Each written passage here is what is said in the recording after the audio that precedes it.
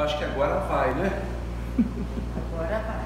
Vamos torcer para agora ir e a gente poder estar comungando desse espaço que a gente tanto gosta, de que a gente tanto precisa. Imagine vocês que eu sou como a Nina, não gosto desse negócio de PowerPoint. Aí hoje que eu fiz um slide para mostrar porque a palestra desenvolve a partir desse slide. Então eu preparei esse, é um único slide, não se preocupe, eu não vou ficar passando aqui já, vai ser um e só. E aí eu avisei algumas pessoas que tem como projetar, fui avisando, porque eu sei que tecnologia, como funciona, é o máximo. Aí todo mundo, não, tá ok, faço, tranquilo. Aí cheguei aqui, o negócio não engatava. Eu, quando estava no carro, eu vim de carro alugado, aí pensei comigo assim, você está inclinado a fazer essa palestra, vamos que não funcione o PowerPoint. Aí eu comecei a trabalhar minha mente em outra direção, porque é muito interessante essa questão da palestra. A gente tem que se envolver naquela motivação, naquele tema, naquelas considerações. Então eu vinha muito inclinado a fazer a apresentação com esse slide, e eu falei, vamos que não funcione. Aí eu aproveitei o período que eu estava no carro, não estava dirigindo, estava relaxado, aí comecei a meditar numa outra direção. Quando cheguei aqui agora, o menino estava com dificuldade, aí eu na minha cabeça, tá vendo? Ainda bem que você pensou o outro material. E já comecei a me inclinar. Aí ele bate no meu ombro e diz, consegui. Aí eu vou voltar então à ideia original, tá bom? Queridos, eu muito feliz por estar aqui, né, nessa casa bendita, nessa casa que a gente sente a vibração pela fotografia. Ontem o Alexandre mostrou uma foto da reunião de vocês, eu já comecei a ficar alegre desde ontem, vendo assim a alegria, a participação dos tarefeiros da casa. E hoje chegando ali embaixo, então a gente sente o entusiasmo, a gente sente a vibração de vocês presentes na casa. Isso é fundamental. Isso não só para vocês, mas para a gente que vem falar também, nos contamina e ele nos faz muito bem. Então que Deus nos abençoe, né, que possamos ter uma noite de reflexão, né. Eu ia brincar com vocês, essa questão dessa fase toda de pandemia, a Nina sabe o que foi isso, a gente ter de administrar a parte técnica, se funciona ou não, se está o som, se está vendo, às vezes cai a internet. Como é que a gente consegue ambientação psíquica e emocional para poder falar? Não é fácil. E hoje então eu vinha para a reunião com esse propósito, porque é um tema que tem me estimulado bastante, mas eu ia brincar com vocês, quer dizer, eu perdi a chance de brincar, foi essa atrapalhação. Mas o que eu ia dizer a vocês é que hoje, assim, já ouviram falar aquela coisa que a pessoa ali, fulano está com a cachorra? Já ouviram falar isso? É como se eu tivesse hoje assim, estou com a cachorra. Ele está com a cachorra hoje, está chorando. Estou com a cachorra. Tipo assim, o sujeito está saindo de um plantão pesado de ontem, dormiu mal, aí estou mal-humorado, e é com esse espírito que eu vim aqui falar com vocês na noite de hoje. Então, vamos lá. Não sei se eu estou brincando. Pedir apagar a luz, por favor, queridos.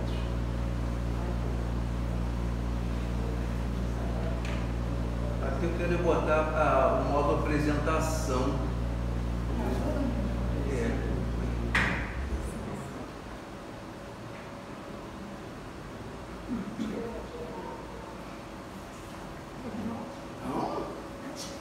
É porque o slide anterior é uma cola e eu não tive tempo de reformular. Isso também, vocês veem como é que é bom a gente não dirigir, né? Tudo isso eu vim pensando no carro. Eu assim, eu não devia ter posto aquele primeiro slide, dando uma dica do que é.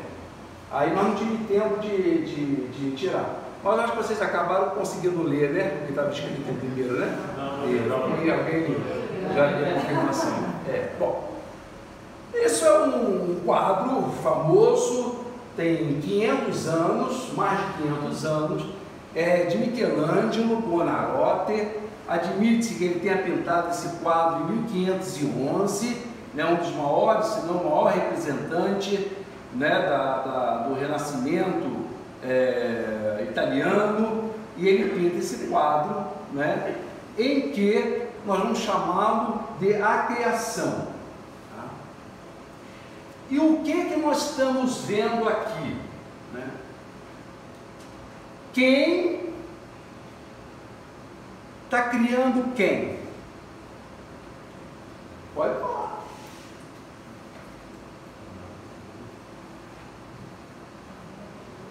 Isso aqui é Adão, representação de Adão. Isso aqui é representação de Deus. Né? Quem que criou quem? Quem cria quem? Deus cria o homem, né? Deus criou o homem. O homem foi feito à imagem e semelhança de Deus. Ou tem aqui algum espírito de porco que vai dizer que não, Eduardo, é o contrário. Eu posso ver muito bem o homem criando Deus.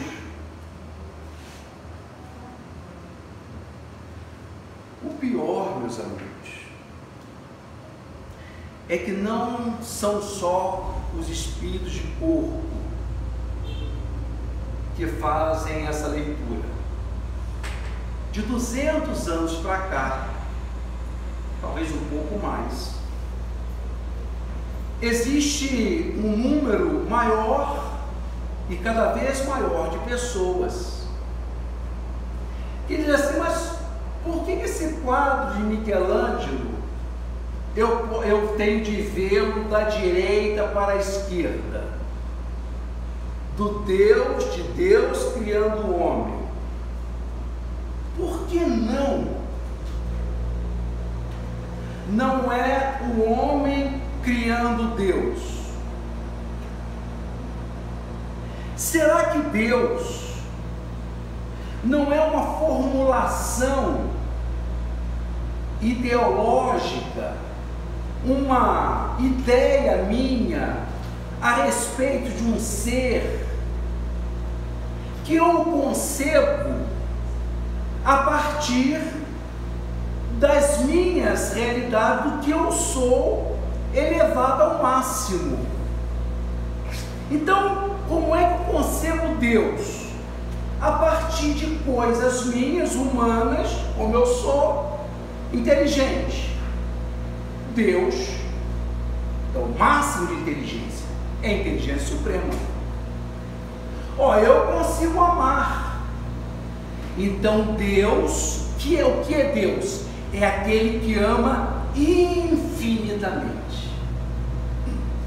Mas será que Deus não passa disso? Das características humanas elevadas ao máximo. E Deus, portanto, é uma abstração, é uma construção da mente, é uma ideia só, de fato não existe. Então, quem sabe, em verdade, não foi Deus que criou o homem, foi o homem elevando suas qualidades ao máximo, é que talvez tenha criado Deus. E essa ideia tem sido, de novo, cada vez mais presente na sociedade, e justamente nos países mais desenvolvidos, o ateísmo, a negação da existência de Deus está veloz e constantemente crescendo. Não, Eduardo. Por que eu tenho de ver esse quadro da direita para a esquerda? Por que eu não tenho de ver da esquerda para a direita? Como sendo Deus uma ideia que o homem criou, mas ninguém provou a sua existência. Há tantas ideias a favor da existência de Deus, quanto ideias contra a existência de Deus. Quem acredita reúne todos os argumentos a favor. Quem não acredita é capaz de levantar uma série de argumentos também para desacreditar Deus. O mais interessante é de que essa discussão de que se foi Deus quem criou o homem ou o homem quem criou Deus, mais do que uma questão de natureza filosófica, ele fica pensando, por que essa gente foi inventar isso? Mais do que isso, meus amigos, a maneira como ler esse quadro, como ver esse quadro, tem implicações existenciais, tem implicações na nossa vida, na maneira como nós encaramos a vida. Podemos fazê-lo com essa perspectiva da direita para a esquerda, ou podemos fazer da esquerda para a direita, porque essas concepções passam por um sentimento que é o sentimento de fé, de percepção de Deus. Então, não são só os espíritos de corpo, não é só na área da filosofia, da invenção de ideias, das invencionices.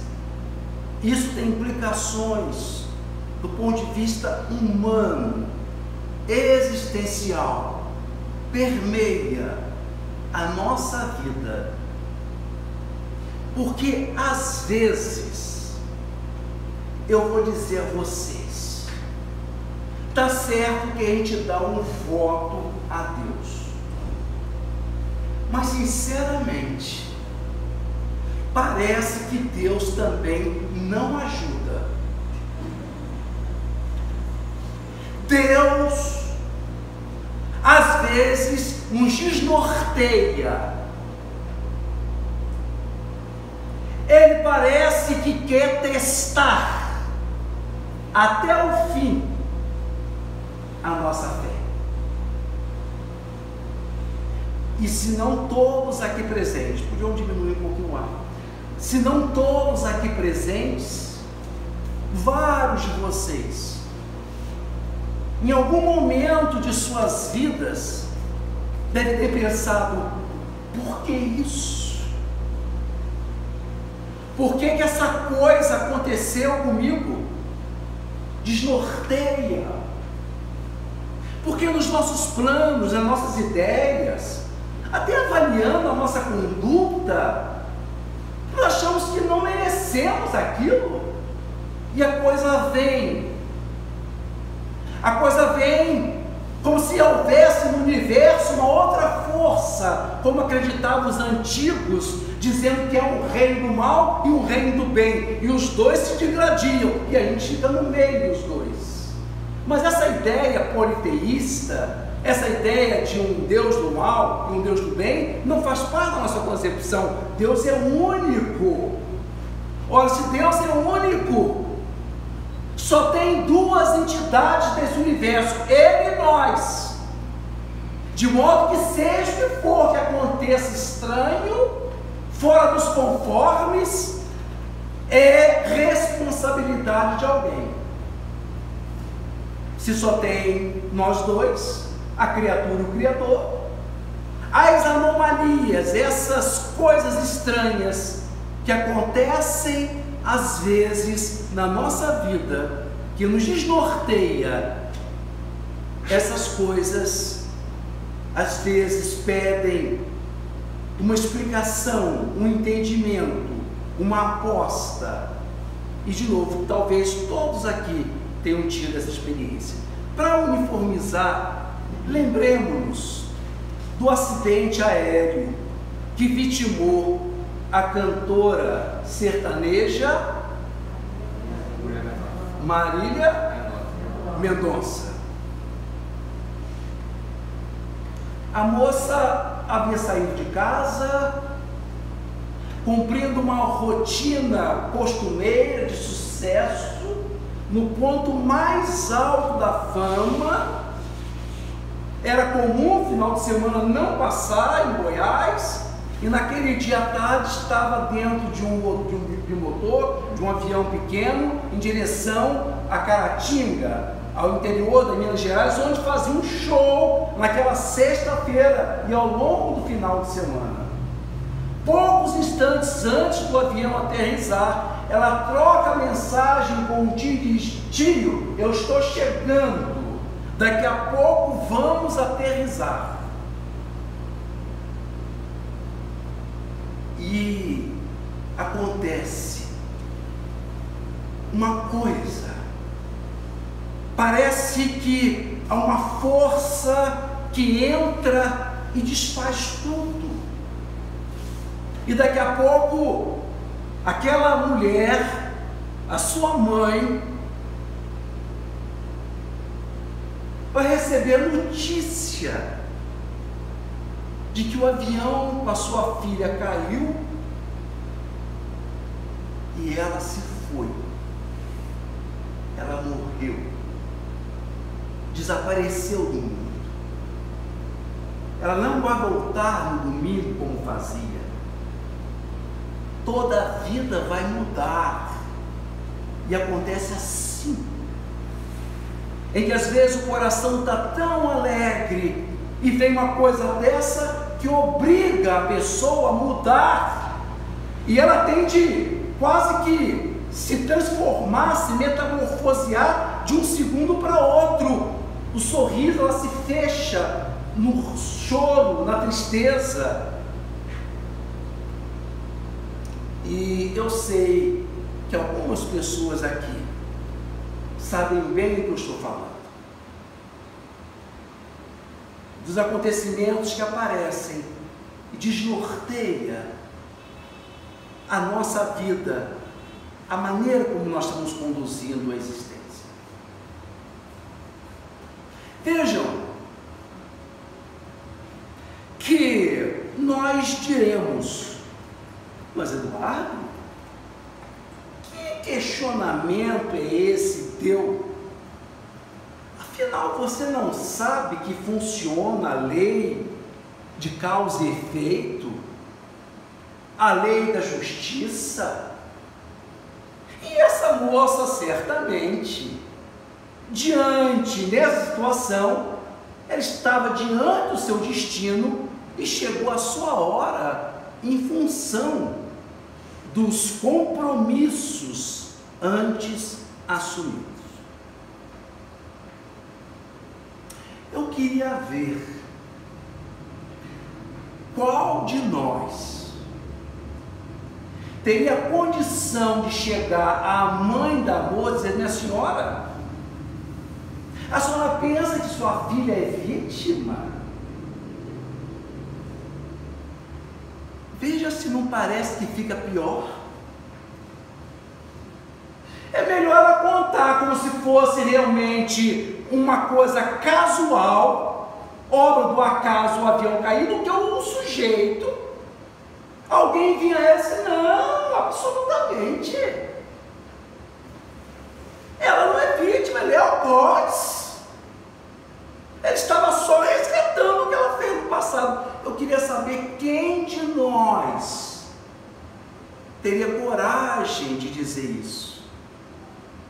Porque vejam, queridos, há uma diferença, e deve ser respeitada e percebida, entre a dimensão do entendimento e a dimensão do sentimento. E os dois fazem parte de nós. Quando aconteceu aquele acidente em Brumadinho, na sexta-feira, no sábado à tarde eu estive numa casa espírita, ia conversar com um casal, cheguei um pouco antes para assistir a palestra, em consideração ao rapaz que ia falar, uma casa muito querida também, do meu coração, e cheguei um pouco antes, e naquele dia, 24, 25 horas depois do acidente, o companheiro que estava fazendo a palestra, ele estava tentando achar os culpados daqueles que haviam morrido soterrados naquele mar de lama, e dizendo: olha, as Minas Gerais teve lá a busca pelo ouro, em que buscavam, cavando muita terra para descobrir ouro. E me veio, meus amigos, a reflexão: Deus meu, se o Ministério Público, se os bombeiros, se as autoridades, se elas estão nesse momento pensando nas vítimas, como é que nós, de um ambiente religioso, já vai partir para buscar os responsáveis? Nós temos de alterar um pouco esse nosso discurso, essa nossa percepção.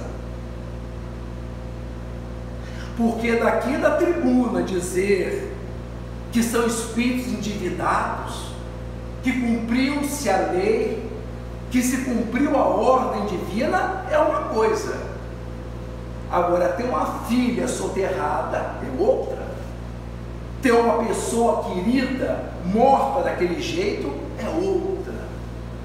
Daí, meus amigos, a nossa proposta de verificarmos o fenômeno da fé não como somente conceitos que nós defendemos.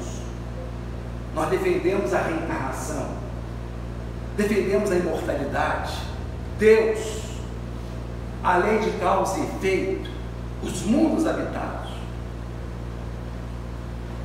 Mas essa é só uma parte do fenômeno da fé. Porque esses princípios postulados, eles no Espiritismo, eles têm sua comprovação. Mas vejam que esses são princípios, são ideias. A experiência de fé não é só o que a gente diz ou o que a gente pensa, é também o que a gente vivencia, o que a gente experiencia. Quando surge um fenômeno, uma situação dessa, é que se juntam aqueles conceitos com um sentimento, com algo que vem de dentro, que os espíritos chamam de um instinto, de uma fé inata, de algo que brota de dentro da criatura. Eu sei que talvez aqui todos estejam concordando comigo, mas é que no nosso meio, no nosso ambiente, nós temos tendido a racionalizar demasiadamente a fé, sem considerar essa dimensão do sentimento, da emoção. Então precisamos adequar a coisa de uma maneira mais firme, mais verdadeira, mais global, mais interativa, envolvendo as duas dimensões. A psicanálise, embora não seja a minha área, desculpa aqui as pessoas que conheçam mais, os profissionais, mas o que a gente entende é que o psicanalista, o psicoterapeuta, quando ele vai fazer um trabalho junto à pessoa, né, ele observa que a pessoa, ela tende a racionalizar uma série de coisas. Então o terapeuta pergunta isso, a pessoa inventa aquilo, pergunta aquilo e a pessoa está sempre escamoteando, está sempre fugindo, racionalizando posturas, condutas. Quando é que o terapeuta consegue furar essa barreira? quando ele desmonta a pessoa e ele coloca a pessoa diante de uma questão que ela não consegue racionalizar. Então ela é afrontada com a sua realidade de vida. A fé passa por isso, porque nós podemos defender princípios e valores a vida inteira, mas chega às vezes aquele momento em que Deus parece exigir de nós mais do que nós temos, a ponto de perguntarmos: por que, meu Deus? Porque isso foi acontecer exatamente comigo. Porque não foi o outro cantor, não foi o outro avião que caiu, porque foi o avião da minha filha, nessa tarde, nesse dia. Qual é a responsabilidade que nós temos nisso? É claro que nós conhecemos o capítulo 5 do Evangelho, causas atuais das aflições, causas anteriores, causas pregressas das aflições. De novo, existem duas entidades no universo, a criatura e o Criador. Preferimos que a ordem, que o universo seja conduzido por um ser perfeito do que por um outro aqui. Porque enquanto as coisas estiverem nas mãos dele, tudo tende à ordem e tudo tende a uma razão de ser, a um fundamento. Mas às vezes esse fundamento não é só racional. Imagine vocês que tenhamos estão cansados? Estou forçando muito? Estamos indo? Quer que acenda? Eu já tirei a coisa. Vamos tentar. Imagine vocês que nós temos uma pessoa muito querida que estava indo em direção à rodoviária para tomar um ônibus, e esse que chegou na rodoviária atrasada, o trânsito a impediu de pegar o ônibus no horário que ela tinha marcado, e ela então toma o ônibus no horário seguinte. Eis que o ônibus que era o dela, no horário dela, em determinado ponto da estrada, tomba com um caminhão e todos morrem. Então nós vamos usar uma palavra que é muito comum no meio evangélico, nós diremos o quê? A nossa pessoa querida teve vocês sabem, né? Peguei, vocês andam ciscando. Livramento. Está vendo? As forças cósmicas, Deus tirou-a daquele ônibus, de modo a que ela foi no posterior que não caiu. Mas não é raro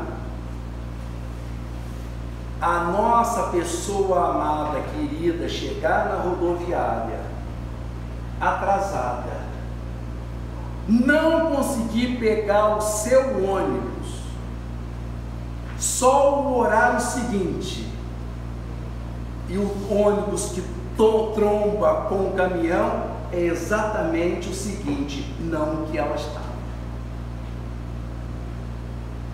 Vejam que isso desnorteia. Então nós temos a explicação do passado, do nosso compromisso, mas não é suficiente, porque não é suficiente a gente saber por que aconteceu isso, por que aconteceu aquilo. Nós podemos saber porque estamos desenvolvendo uma doença maligna. Nós podemos saber que está tudo certo na ordem de Deus, porque um filho se foi, a nossa mãe partiu. Ok, sabemos. Mas onde que fica a tristeza, o abatimento, porque não é só saber a causa, como é que fica o nosso pavor diante da doença, da morte. Então vejam que além dessa perspectiva racional, nós precisamos de uma perspectiva que seja de natureza do sentimento, da profundidade da alma. Então Deus vai pedir de nós às vezes uma aposta, mesmo que a gente não esteja entendendo tudo. Ele às vezes vai pedir de nós um voto de confiança, e só um coração que consegue ver esse quadro da direita para a esquerda consegue responder com fé a um desafio, a um sofrimento, a uma dor atroz. É bem verdade que quem acredita na reencarnação, na lei de causa e efeito, e quem não acredita, ninguém sabe o que vai acontecer. Quem crê e quem não crê, ninguém sabe aqui o que vai acontecer com vocês, com alguns de vocês na semana que vem. Não se preocupa, eu não sou médico, não estou vendo nada. Então, muito para mim, não, nada, não vi nada. Se acontecer, vem de vocês. O que eu quero dizer é que nós não sabemos, mesmo que nós que acreditamos, que cremos nessa ordem, e aqueles que não acreditam, ninguém sabe o que está por vir. Mas é extremamente confortador saber que seja lá o que for que está por vir, ao invés de ser obra do mero acaso, é fruto de uma lei tão perfeita, que sabe exatamente o nosso tamanho e o tamanho do sofrimento. É uma lei que ela executa no detalhe, nas minúcias, um princípio de justiça, de ordem. Mas eu ouso dizer a vocês que mais do que esse princípio de justiça, porque vejam, não há graça nenhuma em saber que eu estou tendo esse problema de saúde hoje porque eu fiz errado no passado. Qual é a graça disso? Ah, tá vendo? Quem mandou? É mais ou menos isso. Mas de novo, a dimensão do sentimento, tá, ok, eu errei, fiz, pronto, e aí? E agora?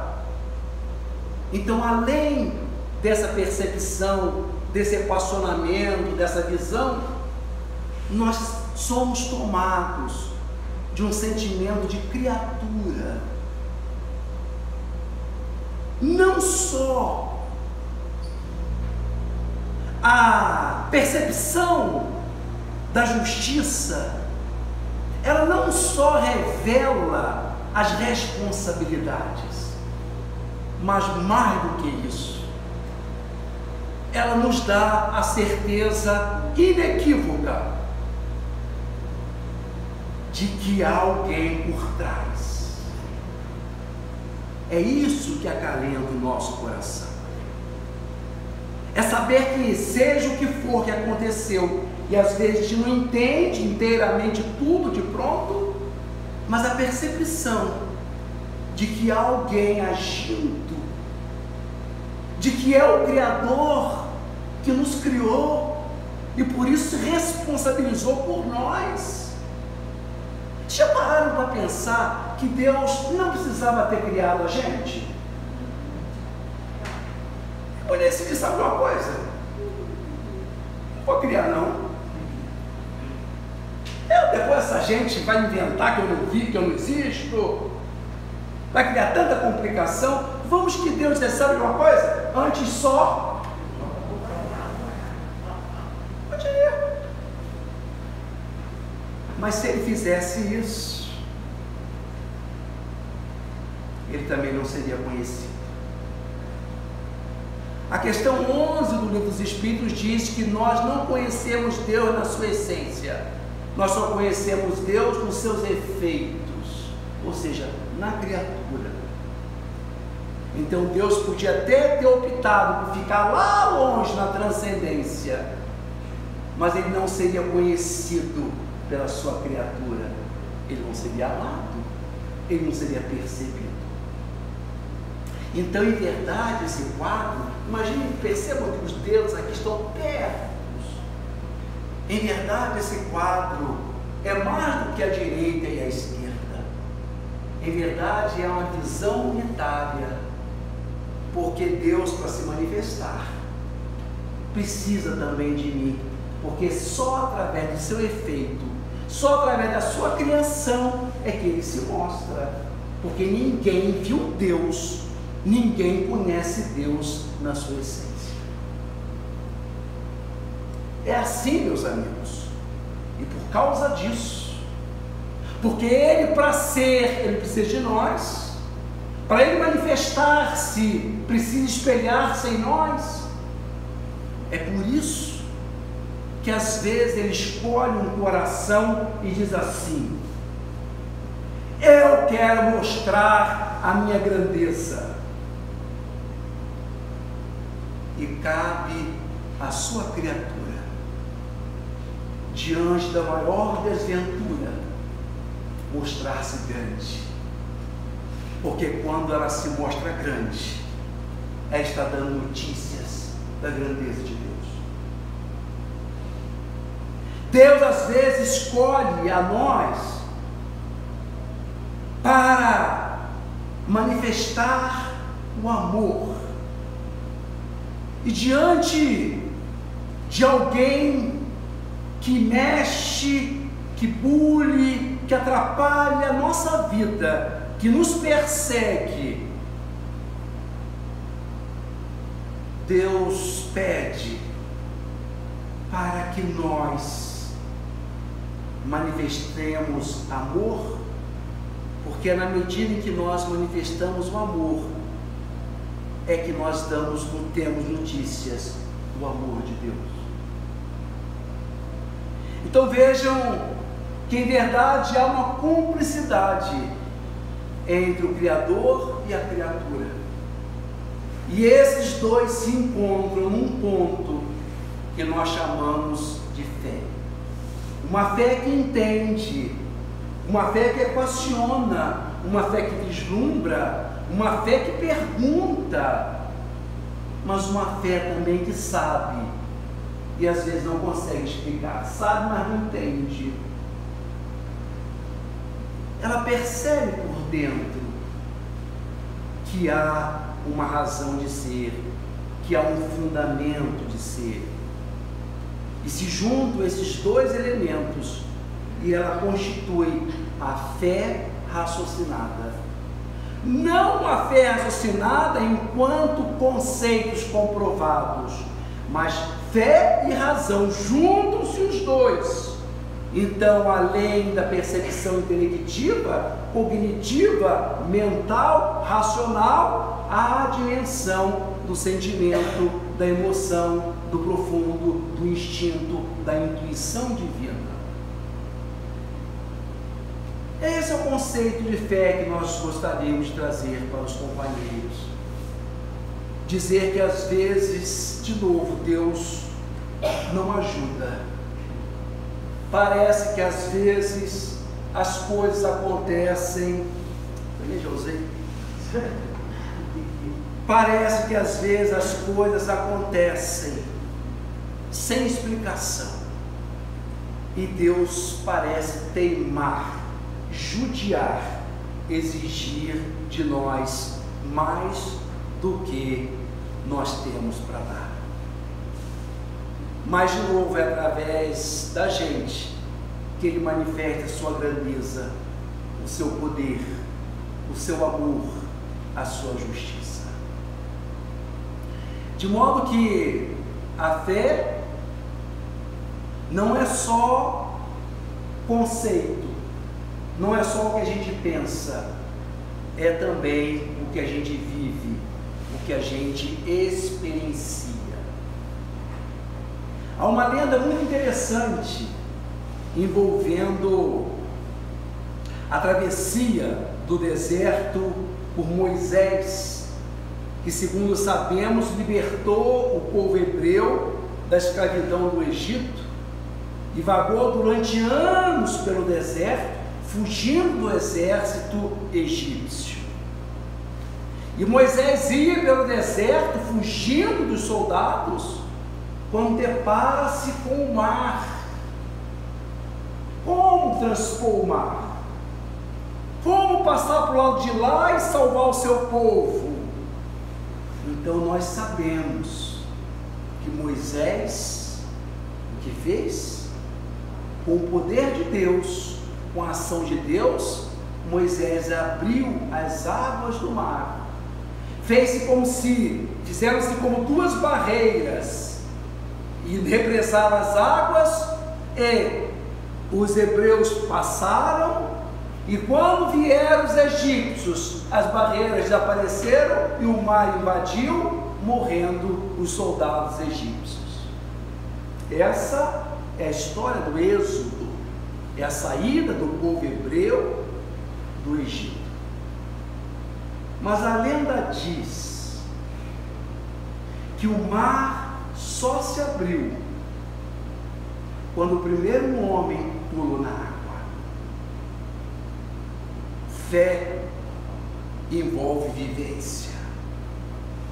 Podemos nós crer e defender conceitos vida fora, mas existirá um momento na nossa alma em que a gente não sabe se ler, se ver esse quadro de um lado ou de outro, e nesse instante, nesse momento, Deus vai pedir de nós um voto de confiança. Daí a gente defender que fé é a gente estar possuído, é a gente estar tomado incondicionalmente.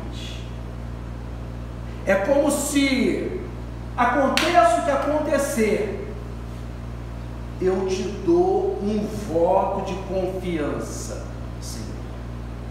Me lembro de uma história aqui contada pelo Elie Wiesel, que sofreu no campo de concentração nazista de Auschwitz.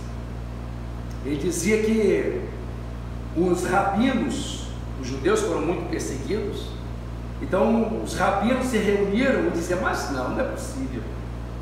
Todas as mazelas, esse holocausto, esse sofrimento acontecendo com a gente? Não. Eu acho que Deus não existe. Imagina os rabinos discutindo, porque eram tantas tormentas, tantas dores, aquela condição terrível, que eles ficavam pensando: não é compatível. Nós, pelo menos, não somos o povo escolhido. Não é possível Deus existir. Então eles filosofavam, comentavam sobre isso, e em dado momento o rabino: minha gente, está na hora da oração. Porque o nosso sentimento que se volta para Deus transcende, às vezes, ocorrências que nós não conseguimos entender claramente. Então Deus faz uma aposta, Ele pede de nós que de maneira incondicional nós o aceitemos como proposta, e quando fazemos isso, nós nos colocamos naquela posição de criatura de Deus, como Jesus dizia que não consegue chegar ao reino de Deus aquele que não se fizer como criança. Ele não estava falando da simplicidade da criança, Ele não estava falando da humildade da criança, da singeleza da criança, não se conhecia isso ainda à época. É porque é a criança que se dirige ao Pai. Daí Jesus dizer que não chega o reino dos céus aquele que não dizer Abba, Pai querido.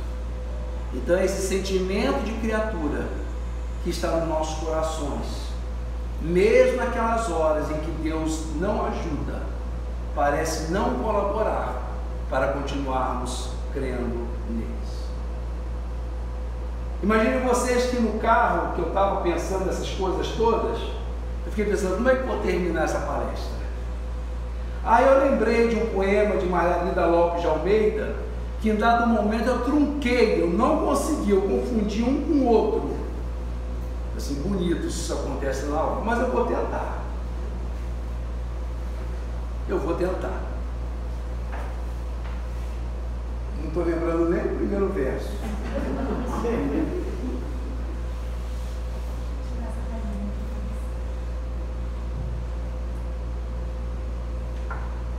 Senhor, venho dar-te a sorrir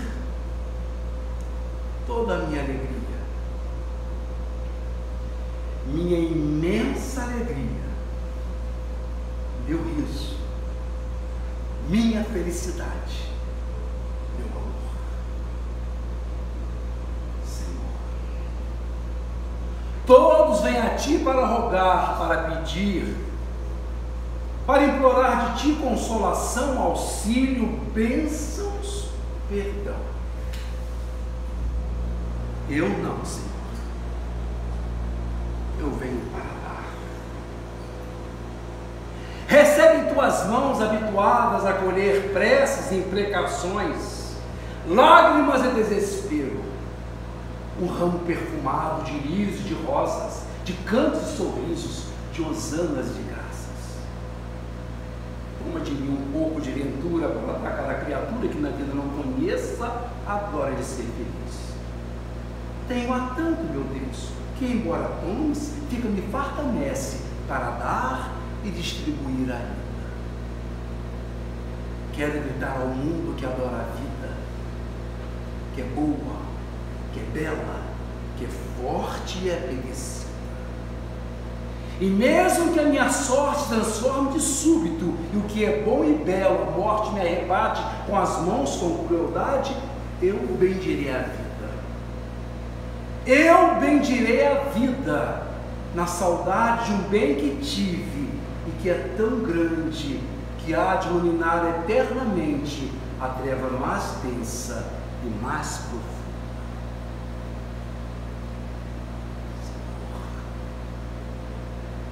Uma luz fulgurante os meus olhos inunda. Toma um pouco dessa luz e derrama sobre aquele que é cego ou mau ou pervertido, e deixa-me dizer-te com amor: obrigado, Senhor, por estar aqui. Muito obrigado, Senhor, porque vivo. Muito obrigado porque creio em ti. Muito obrigado, meus amigos, companheiros do Peixotinho, que me deram oportunidade de eu, a mim mesmo, portas adentro de mim próprio, vivenciar esses momentos espirituais. Que Deus nos abençoe.